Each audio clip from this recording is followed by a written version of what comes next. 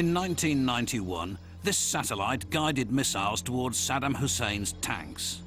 This summer, it was helping farmers improve the yields of their wheat and barley. Precision farming, guided by satellite, is the latest thing in combine harvesting.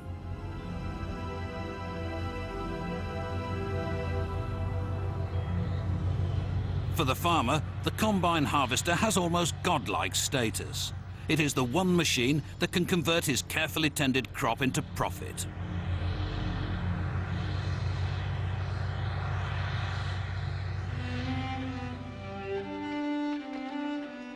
Back in the 19th century, the reaper-binder replaced farm labourers working with sickle and scythe. After cutting and binding into sheaves, the wheat was left to dry in the fields.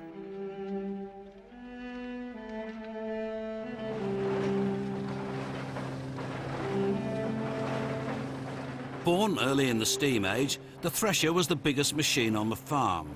It separated the grain from the straw ready for milling. This one was made by Ransom's, a Suffolk company famed for its threshing expertise. As late as the 1940s, Britain's farmers still depended on 18th century technology like this to bring in the harvest. Land Army girls Joan and Pat remember their days in the threshing gang. Well, there used to be about 5 girls in my district go around with the threshing drum. The band cutter would cut the bands and at the same time throw the sheaf to the feeder. The feeder would fan it out because you can't just throw the whole sheaf in, it would bung up the machine. But the other girls all took turns in the other jobs, didn't they? Yeah, the worst ones on the chaff. In the hierarchy of threshing, the dusty job of clearing the chaff was usually left for women. The king positions of band cutter and feeder were mostly reserved for men. If you'd got anybody that was strong enough to carry 18 stone of wheat, then you had a girl carrying wheat as well. And I can remember one, I can only remember one that could do it. While the thresher spewed out grain at one end, it delivered straw to the baler at the other. We went on the balers as well, didn't we, Joan? Yeah. Hand wiring, all those rusty wires, put it through, run round the other side and fasten it, and then back again before it pushed the next one through. You also got a lot of rats as well. Oh, yeah. Oh, we used to get 6pence a tail at one stage, because otherwise it would have eaten all the corn there was. And I can remember somebody shouted, "Joan, duck!" And I ducked, and a rat jumped off the stack onto the back of my neck, like that. And I bent my head, and it went over my head and off. And I can still feel its feet in the back of my neck when I think about it now. Yeah.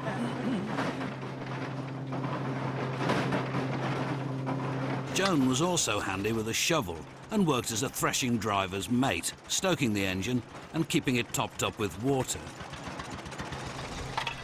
While she was struggling to keep the Edwardian steam engine running, the real future of harvesting had begun to take root on the British farm. This American-built Holt Caterpillar 38 was one of the first combine harvesters to reach Britain. The Holt combined the work of the binder and thresher in one machine. In minutes, it completed a process that had taken gangs of workers a whole season to complete. It was bought by a wealthy Lincolnshire farmer in 1930. Well, the first day we was that surprised, weren't we, really, to have a combine, weren't we? That's right, yeah. And, I mean, we'd never seen anything like it at all, had we? No. It was, you know, we was absolutely novices at the job. We was petrified, really, to get on it, wasn't we? Oh, aye, it was something. There was only about 3 in the country, I think. There was Caterpillar Holts, weren't there? Well, I think this one was the first in Lincolnshire, wasn't it? 1927 manufacture, wasn't it? Is it? Oh, I don't know. Yeah, 1927. Well, I was quite proud, weren't we, Ken? Yeah, we thought we was... Well, we got something no one else had, didn't we? That's right, yes. And you would see the people over the edge stoking and leading and stacking, and we were doing it all in one go. But of course, it did away with a lot of staff when they really got going. Yes, it did. I mean, there used to be dozens of us.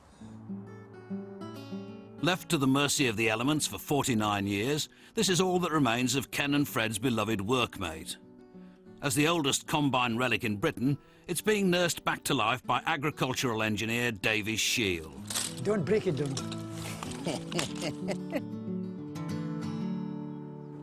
Saved my time as a millwright, in other words, making threshing mills or making bits for threshing mills and conveyors, etc. Balers, combines, tractors, you name it, just agricultural engineer. I've seen the advent of the combine in this country. They said it would never work. I'm not surprised when you look at this stuff. But it's evolved and here we are. But this was the start. Once dismissed as an American eccentricity, this pile of combine scrap still holds fond memories for its pioneers, Ken and Fred. But wasn't it a mucky old thing? Oh, it's terrible. Instead terrible. of belts, it was all chain-driven. And what you used to do, you had a kettle, an old tin kettle. You used to fill it with waste oil, set it going steady, and just team it on them as it went. Well, you know what a chain does, it whipped it up, didn't it? Yes. And you got it all over you. Then you got all the dust, and by night they knew you'd been combining, didn't they? Yes. Yeah. It was a dirty old thing. But we liked it, didn't we, Ken? Oh, we did, it would, well, yeah, much easier work, wasn't it? And, well, it was like a big wheel, ain't it, Ken? It was like a ship's wheel, That's wasn't what it? I think. We used to call it HMS Battleship, didn't That's we? right, yeah, we always called it the battleship. Yes, no, we always called it the Battleship. Yeah, that's what it went in like. It was never the combine.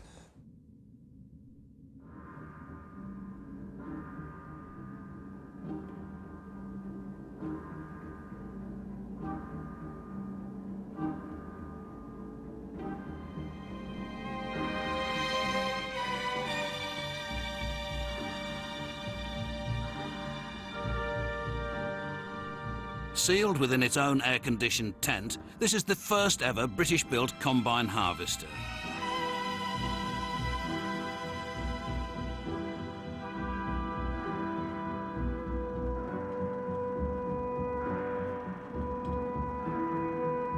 The Lincolnshire-made Clayton and Shuttleworth, launched in 1928, was clearly a hastily manufactured copy of the American Holt Caterpillar. Although an effective machine, some of the Clayton's engineering left a lot to be desired. This is the one bit of this combine I don't like. This cutter bar has to be removed for transport, and it's an awful job. It took Davy and his team 3 hours to reunite the combine with its cutter bar.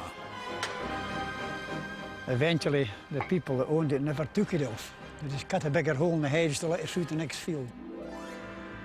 Despite having the appearance of an insect from outer space, the Clayton worked right up until the mid-50s. With a bit of luck, it may start.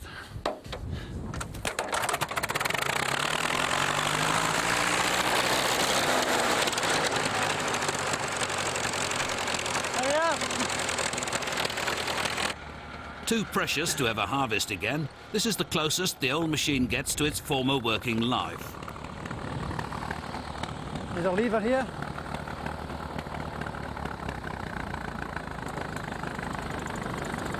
The Clayton is a veritable symphony of belts, conveyors and moving parts. A mobile production line, it converted a field of wheat into a tank of grain in one noisy process. The main body of the combine is modelled on the threshing machine. The drum separates the grain from the husk and straw. That is the threshing drum. The grain is taken along here, through the riddles or sieves, and put up the elevator. This takes the clean grain up into the tank. The straw is carried along the straw walker. So you hear? The Clayton delivered the valuable straw loose. Other combines bundled, baled or chopped it. There's the straw walkers there, through the window. See? If you look at that, now the straw comes along and falls down here. The grain is on that riddle there. Through there and up into camp. Eh? A combine might thresh and sieve grain 3 or 4 times before finally sending it to the tank. Carried up there, straight through onto the top sieve, and then into the grain tank. And that's basically how it works, in a nutshell. Despite its obvious potential, it took British farmers years to accept that the combine harvester could help them bring in the harvest. I remember one farmer saying to me, you know, he said, you know, Ken, he said, these are not for this country. It'd never go, he said, because it was the only combine there was around. That's right, yes. Yeah. But he was wrong, wasn't he?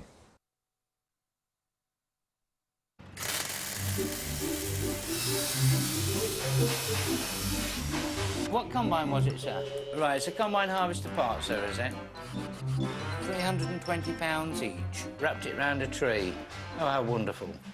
David, got your ears on, mate? Michael, can you give me a buzz up in the office, please? Michael. At the peak of the summer harvest, David Bagley runs a 24-hour emergency service, supplying spare combine parts to frenzied farmers from all over England. The combine harvester is now indispensable, but fortunately for Bagley, even the most prized machines go wrong. First thing this morning, it's mayhem. On the telephone, have we got this? Have we got that?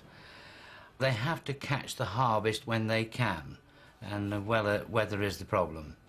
And it is one of those seasons. In fact, we've got rain forecast for tonight. Slow them down, we always say in this office. Slows them down, it gives us a chance to take breath and start again. Even with the best combine harvester in the world, the elements still have the last laugh. For centuries, British farmers have battled with the harvest weather, but they weren't convinced that combines could. Not until post-war shortages forced them to produce more food with less men. Alice Chalmers' All-Crop 60 was the Model T of the combine world, the first mass-produced trailed combine. This combine come over just after the war in martial aid. There was quite a few come over during the war. It is not a very well engineered thing on today's standard, but them days it was brilliant. This particular combine come to harvest clover seed on the farm when I was a lad, and Father didn't think it was going to do it, because when we had an ordinary threshing machine come to do it, it was what we call a clover huller, had 2 threshing drums, and it had to be put through terribly slow and this, that and the other. And I sat on this combine and drove it round the field, and I thought this wasn't a bad job. And to be quite honest with you, I'm just sitting on a combine ever since.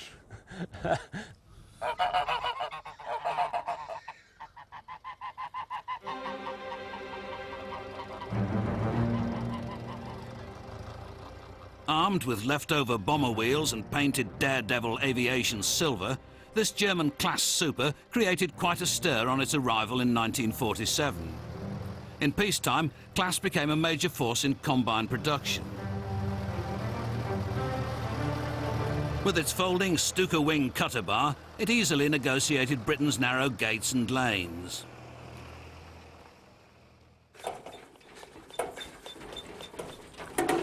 Yeah, no hydraulics on this one. As Europeans, Class were more in tune with the British farmers' needs. It has taken them half an hour, but the supermen are finally ready to get into the wheat. All right. You just want to give her a whirl in? Yeah.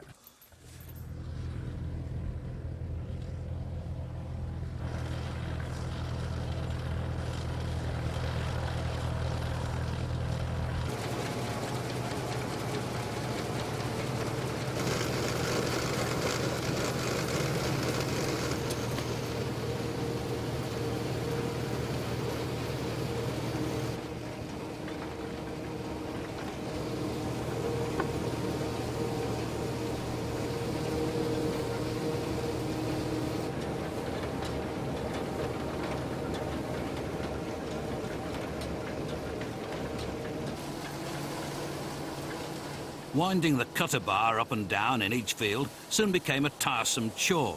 What farmers really needed was a self-propelled, purpose-built machine. And here it is. The American Massey Harris 21 was the birth of the combine harvester as we know it today.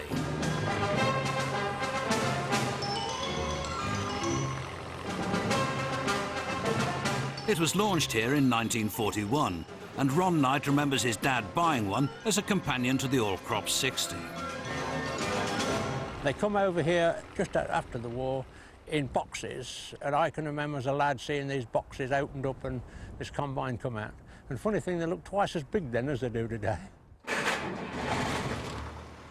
The updated Massey Harris 780 had a hydraulically adjustable cutter bar. Built at the company's new plant in Kilmarnock, it was a farmer's favourite. The 780 became a familiar sight working in fleets up and down Britain. It was the first combine to arrive on the Green Brothers farm in Suffolk.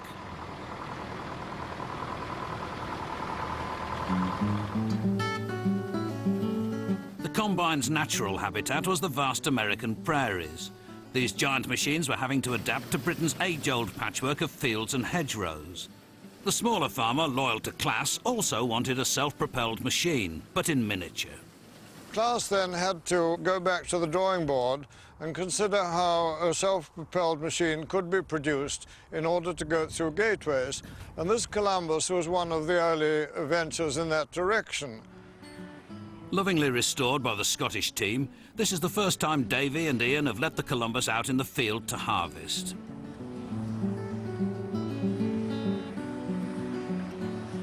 It had all the features of the bigger combines we know today, but in a smaller scale. And being self-propelled, of course, that was the attraction rather than the trailed one. They did a job, but as the farming grew more intensive and all the rest of it, and bigger, it wasn't designed for the big farmer, if you like. So It wasn't even for the small farmer. I mean, the farmer demanded from the manufacturers a small combine which would go through gates. That's right. And once he got it, it was too small. That's right. The throughput wasn't enough, and so he wanted something bigger. And so the manufacturers had to go back to the drawing board again and do a rethink.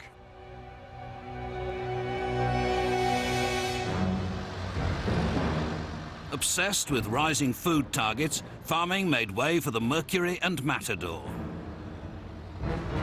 much bigger machine than the Columbus, for instance. Much wider, bigger cutter bar.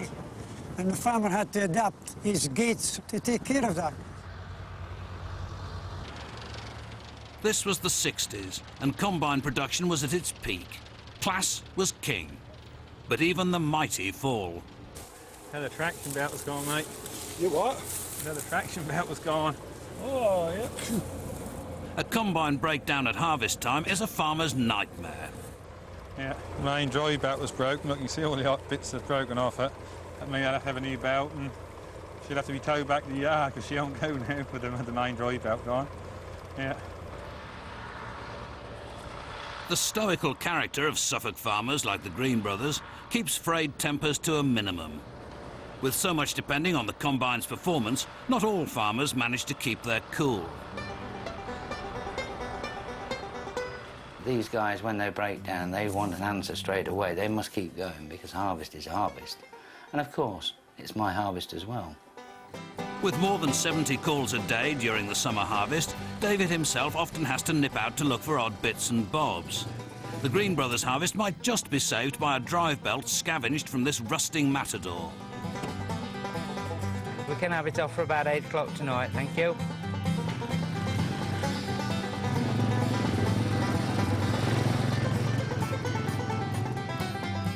The milk float boys are David's mobile demolition team. On an average August day, they might dissect over 30 combine carcasses to cannibalise those essential body parts.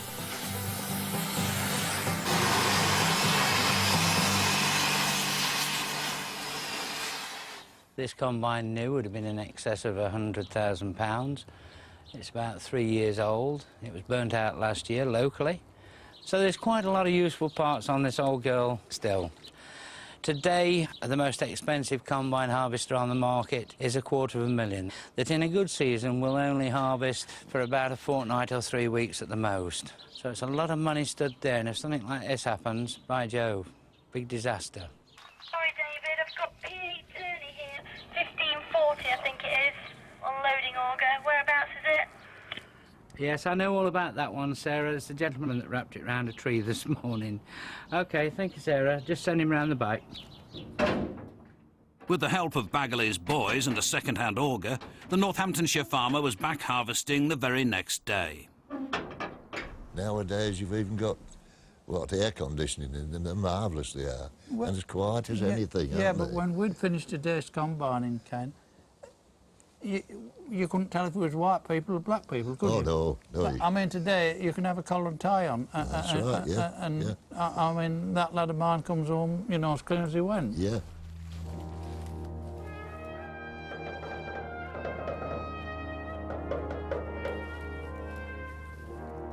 Julian Dan is in sole command of this £250,000 state-of-the-art Massey Ferguson 40. With space-age machines like this, farming is now a precise business.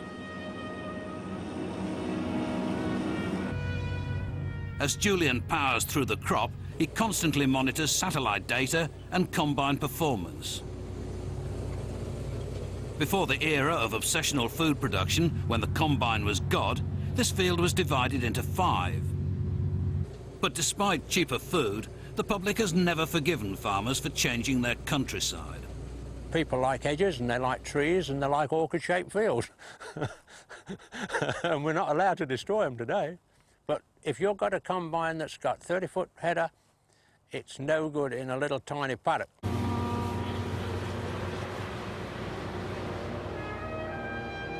The combine harvester has become a high-tech leviathan. But as the demands on farmers change, it may well have to downsize. All my life I've been trying to produce more and more and more, and now we come to the point where we are not producing, well, we're not producing so much now as we did 2 years ago. Food production is no longer top of Europe's agenda. Instead, profit margins versus environmental concerns, crop quotas and set-aside are the dilemmas facing today's farmers.